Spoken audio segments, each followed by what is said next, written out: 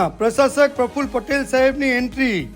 દીવના વરાંગબારામાં સાંજે ભવ્ય કાર્યક્રમ થશે, જેના સંદર્ભે મુખ્ય મહેમાન દમણ, દીવ, દાદરા નગર હવેલી અને લક્ષદ્વીપના પ્રશાસક પ્રફુલ્લ પટેલ સાહેબ સવારે 11:30 કલાકે નાગવા એરપોર્ટ આવી પહોંચતા તેમનું સ્વાગત થયું અને ત્યારબાદ સર્કિટ હાઉસે પહોંચ્યા।